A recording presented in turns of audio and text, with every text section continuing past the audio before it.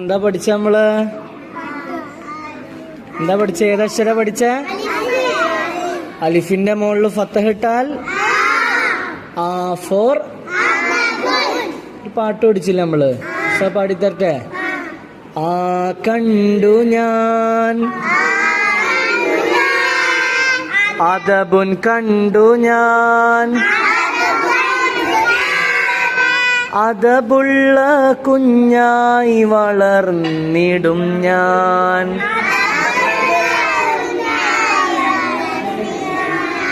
ആ കണ്ടു ഞാൻ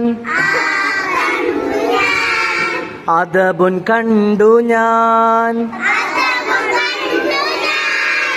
അദബുള്ള കുഞ്ഞായി വളർന്നിടും ഞാൻ.